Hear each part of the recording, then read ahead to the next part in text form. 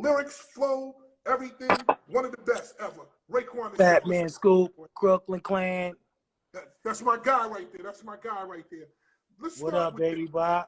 I'm good, man. I'm good. Let's start with this. You on the top. You on my list of top 50 MCs. Wow, that's You are what's on up. there with Ghost because I couldn't not take you guys apart. I had to take you as one unit. And I'll explain that later. We'll get into that later. But Copy. I want to say something to people who might not know. They might be new to Raekwon. There's people on here that might not know them. People from across the country, across the world. When I think of the image of what a street nigga is in the 90s, it was Raekwon. Mobb Deep too. But if I could pick one person to describe what New York looked like, what New York felt like, the way New York dressed, the way New York talked, the way everything, voice, mannerisms, style, swag, Raekwon. Now, I would say Ray and Ghost, but I really say if I had to pick one individual, it was Raekwon. And thank you, sir. Just salute. The way that you delivered stuff, the way that you did everything. So I want to talk about a bunch of different stuff. I definitely want to talk about the Purple Tape because that's important. Classic album, anniversary, but I got to start with Wu-Tang. And I'm going to go through this quickly because I want to cover all of this stuff that's out here and for all the hip-hop fans that really want to hear this stuff. Copy. At the time, Staten Island wasn't really heard of and it wasn't discussed. It was kind of like no man's land. No one discussed it. It was a world on its own. Wu put Staten Island on the map. Listen, I wound up living in Staten Island. Like when I said, oh, Staten Island, maybe I need to go out there. Did you ever have a chip on your shoulder about the fact that nobody mentioned Staten Island? Yeah, absolutely. I mean, just to get back at the whole Staten Island thing, it's like, yeah, we was bitter about that. We was bitter that we didn't really get recognized because, a lot of us still went out. We hung in some of the places I'm sure you probably hung at. And you know how it go. You get up in there, niggas start, yo, Brooklyn in the house, Queens in the house, Bronx in the house. And we the type of niggas was waiting for you to say Staten Island because that's our cue to make noise. That's our cue to be like, yeah, we here. So, yeah, you're right. When we didn't hear it, we got fully offended. We wanted to fight. We wanted to start trouble. You know what I mean? Because it's like we felt to a degree niggas thought something was sweet, but not really looking at it like, damn, niggas might just never have been there because you got to take a boat to get over there. So, yeah, Right. we felt the way. We felt the way. It wasn't nothing, you know what I mean? But at the end of the day, you get upset if a nigga ain't mentioning your borough. So, yeah, we was upset. I wound up living in Staten Island maybe about 7 to 8 years later, maybe 9. And I used to live on a street called Henderson. And Henderson was right maybe 6 blocks before the hood came in. Right. And you could hear the hood from there. And as I started driving around and getting around, I said, oh shit. I thought it was sweet. I thought it was sweet. And then I saw Park Hill, and then I saw, all of the projects out there, the Park Hill, and what's the other project? It was right next to me. Stapleton. Stapleton. So then I understood it. I used to come out to Park Hill for Park Hill Day, but I never really understood what Staten Island was about. Yeah. Let's start here. How did you get involved with the Wu? What was the process? I grew up with the niggas. We all come from those burning blocks, and we went to school together. I knew a lot of them from public school. We used to walk home from school together and shit, snapping, taking deuce pictures. Some of us, we love to get off the island because we used to love to shop and rob and do shit like that. Some of us even caught a little messenger job. Some of us caught jobs working at the Statue of Liberty. So we pretty much grew up with each other since we was about like 12 years old. These is dudes that lived in different buildings. You know, RZA, he lived a little outside the hood. Meth, I remember when he came from Long Island.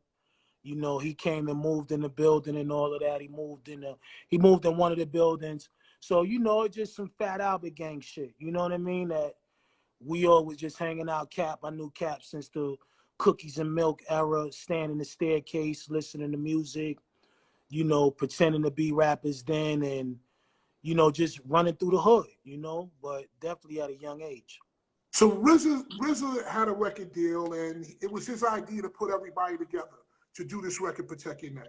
Was everybody in the same room when that record was done? Were you all around each other, listening to each other's verses, or was it all done separately? Um, Everybody wasn't there at one time, you know. Everybody wasn't there, and what it was he was just calling certain dudes in to come in and drop a verse and scatter out of there. You know, it wasn't never where we was all huddled up in the room and yo, you go next and yo, you go next. You know, it wasn't that kind of situation because it was still a premeditated thought. You know, we love the fact that he came with a positive vibe and a positive situation, but at that time we still wasn't even taking it 100% serious. It was more like rec purposes. It goes back into what you were saying about wanting to be heard, wanting niggas from Staten Island to be recognized, and you know that's what I know we was in it for. But at the same token too, we believe that it could happen because we all had a little bit of potential on that mic. So everything was just whatever. But yo, we gonna make a record, and that's gonna represent Staten Island, and niggas gonna hear about us one way or another, whether it's on a positive level or on a negative level. RZA was coming with all positive energy, so at that time we was just like, fuck it, what we got to lose? Get up there. You know, this nigga made a record. We seen it physically. We seen the motherfucking album cover. It's like, you Mm-hmm. know, back then a nigga make a record, it's like, oh shit, this nigga really made a fucking record. How the Right. fuck he made this shit? So that was inspiring to us. Is that yo, this nigga, I don't know how he did it, but he did it. So when he started to talk and be a voice, when it came to music, niggas was listening. Niggas was like, Right. all right, let me Definitely. hear him out. Let me Right. hear him Right. out. All right, yo, you want to make a group? All right. I was one of the first niggas he called him. Was like, yo, get in contact with boom, bow, bow, bow, bow. This is what I want to do. So Okay. that's what I did. And you know, but we didn't make the record all at one time. Shout to Noriega on the line. Shout to Noriega. I see you. Nori, I got to get you And on here. I got to get you on here, Nori. Music Monday, I got to get you on here. There's many stories that me and you have.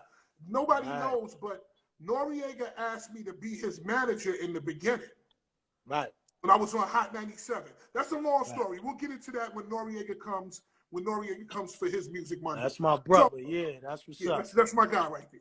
You were number two on the song. Did you ask to be number two on Protect Your Neck, or were you placed there? Nah, once I heard Deck Joint, once I once I heard it, I think Deck might have been probably one of the first ones to lay his hammer. Um, Once I heard his shit, I jumped up and laid my shit down, and I wrote my shit out in like 10 minutes. It wasn't nothing really like I didn't come in with a book or none of that shit. So I was there. I remember hearing Deck shit, but not really hearing nobody else yet. And once I heard that I smoke on the mic shit, I was like, yeah, niggas is playing for real. Let me jump in there with my little 2 cent. And at that time I was just overwhelmed with the movement. You know what I mean? It was still a young movement, but I was down for the get down. I think Inspector Deck is one of the most underrated MCs ever. He's on my I list of agree. top two. He's I very agree. underrated. He's very underrated, Very underrated. Right. it felt like as number two. It felt to me like you heard Inspector Deck go, and you said, "I gotta come in here. Ray got it going on, pal. Call me the rap assassinator. You know, see like Schwarzenegger, and I'm gonna get There back you to you like go. a threat." There you Like go. I heard the vibe of I can't play. Right, right, right. And I mean, the main thing, Scoop, it was just that, like I said, we wasn't even still looking that far for it to be something big. We was just experimenting. It was an experiment. You know, RZA called out the best dudes who he felt really loved what they was doing, and he just said, yo, come in. Come in. So when we came in, it was like, yo, what up, nigga? What you want to do? Yeah, we gonna let this, yo, make sure this shit get out there to who it need to get out there to, and let them know Staten Island is some shit. That was it.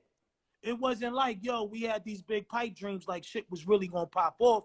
We kind of thought it was gonna pop off, but we wasn't fully sure. But it Okay. was still all exciting. It was still all exciting at the moment. Now, at this time, there was a promoter named Jason Staten. Fatman Scoop.